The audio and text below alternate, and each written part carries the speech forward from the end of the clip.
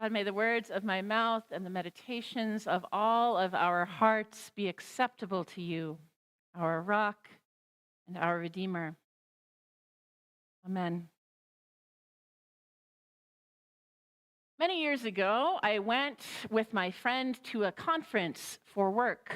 And those of you who have jobs where you go to conferences know that part of the excitement of the events, in addition to all of the things that you learn, all of the amazing speakers, sometimes the great food, is a chance to connect with people in your work that you haven't seen in a long time.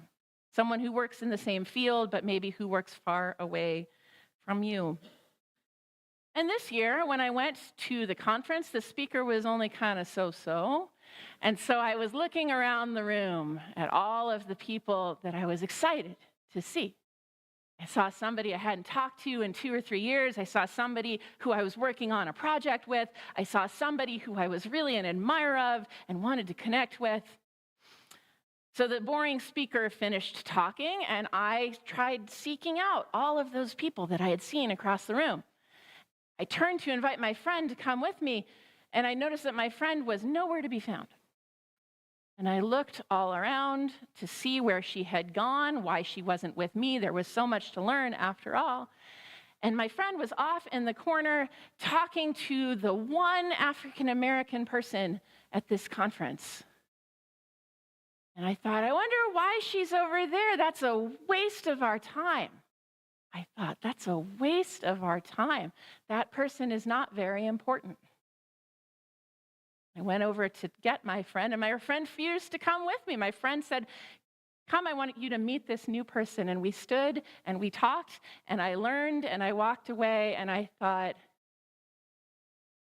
I am more blind than I ever thought I was. There are people who we are conditioned to see as important, as relevant, as people who have things to teach us. And there are people who we are conditioned to not see at all, or to ignore, or to, if we do see them, to think that person has nothing to offer.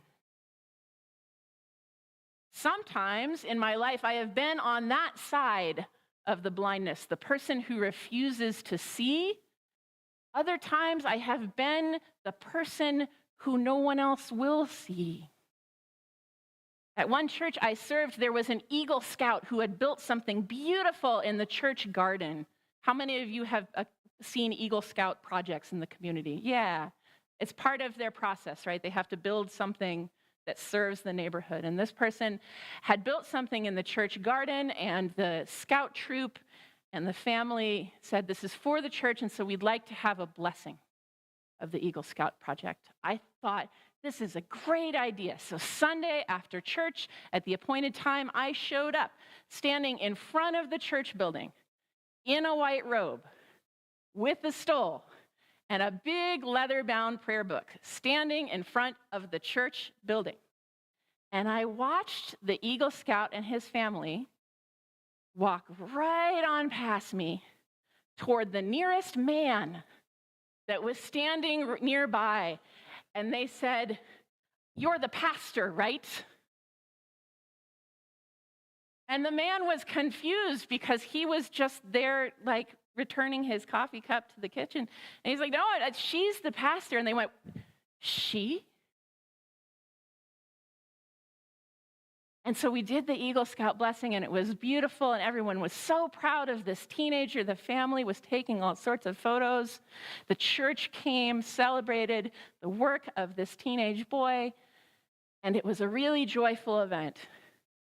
And for me, it was always tinged with just a little bit of sorrow. Because no matter what I wore, no matter where I was standing, no matter what I was speaking, no matter how many leather-bound books I held to lead the prayers, that moment was always a reminder to me that there are people in the world who are conditioned not to see me at all. and certainly not to see me as a person with any kind of authority in the church.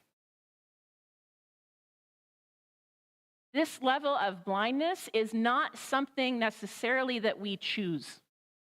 It's something that we breathe like air. It's the water that we swim in the United States. These kind of biases, things that tilt our vision to see some people as important and some people as those who don't really matter, are even referred to as unconscious biases. We're not even aware of the things we don't see, of the people we don't see. There are biases that are unconscious. They're implicit. They're in us, even if we don't want them to be. If I was really honest about that Eagle Scout ceremony, it's tinged with a bit of sorrow. Some of the sorrow comes from the fact that there's still a tiny little part of me. It gets smaller every year, but a tiny little part of me that thinks, well, of course, they went to the man. That only makes sense. Our biases are deep. They are unconscious. We can sometimes even have them against ourselves. And in the book of James, which Joe read for us this morning, the language for this in the Bible is partiality. We can say about our favorite food, I'm partial to blueberry pie instead of pecan. But we also show partiality when we favor one group of people over another, even if we don't know that we're doing it. James gives an example. He says, do not claim that faith while showing partiality. If a person with gold rings and fine clothes comes into your assembly, and a person who is poor in dirty clothes also comes in, if you take the notice of the first person and say, here, take this place of honor, while you say to the poor person, stand over there, you have made distinctions among yourselves. You have become judges. You have shown partiality in a way that is not compatible with the way of Jesus. Now, I would like to be able to say to you that this example from the book of James, thousands of years old, is one that we have completely outgrown, and that communities of faith never act this way.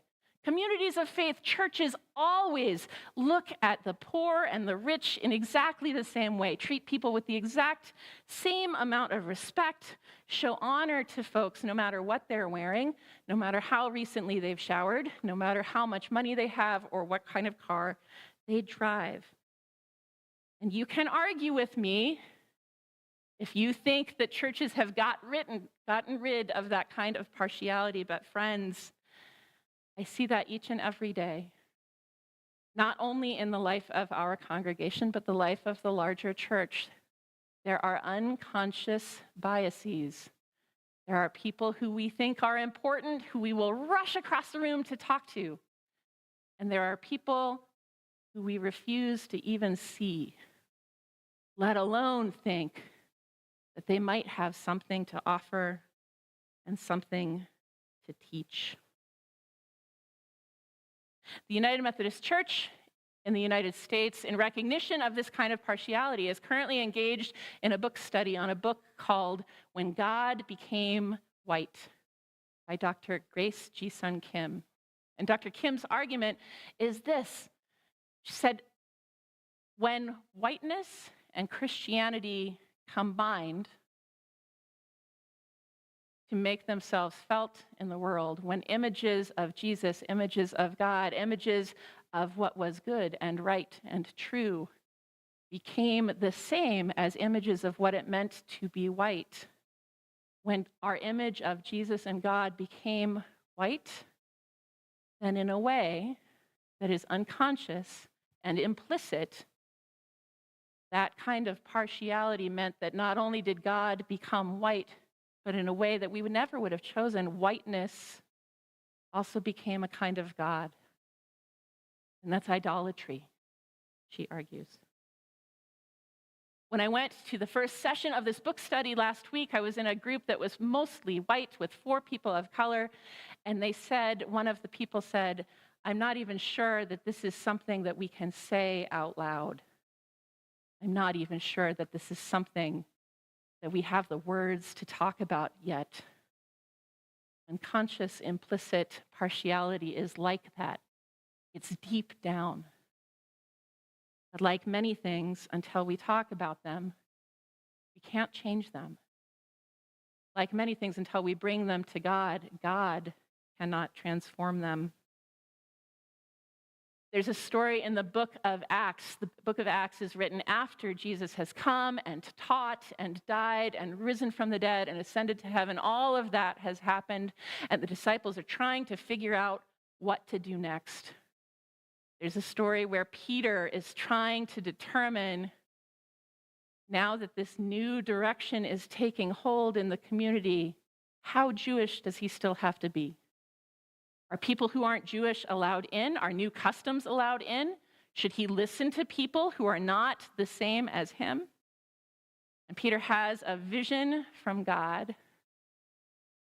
And his interpretation of this vision, he says this. He says, "Now I truly see that God shows no partiality." It would have been nice. Peter was with Jesus the whole time. He saw the Sermon on the Mount. He was there in Jerusalem when Jesus died. He experienced the joy of the resurrection personally. And even that was not enough to get through his thick skull until after the whole thing had happened. He experienced new vision, new revelation, and only then was Peter able to say, "I truly see, now I truly see. God shows no partiality." James puts it like this: if you really fulfill the law, you shall love your neighbor as yourself. You need not to show partiality, but keep the whole law. It's not okay, he suggests, to be anti-racist, but to still have real trouble with poor people coming in a church building. It's all cut from the same cloth. It's all part of the Great Commandment. Title of this sermon, "Choosing How We Shall Live," raises the question of what are we supposed to do? If this is so deeply rooted in our spirits, in our hearts, in our minds, how then shall we live? Friends, I suggest to you this: how then shall we live? We shall live with open eyes, acknowledging the limitations of our own perspectives and that there is always more to be seen than we have already seen. We shall live with open hearts, offering respect and love to everyone who crosses our path, assuming that everyone has something to teach us, regardless of their race or socioeconomic status. We shall live with open minds, learning every day about ways that we were wrong, accepting God's ongoing revelation, and changing our opinions when God reminds us that it might be time to do that. And we shall live with open doors, inviting the widow and the orphan and the stranger into our homes, into our schools, into our country, into our churches, and into places and positions of power. Because when we do this, we make a way for all of us to live, and to live abundantly. Amen.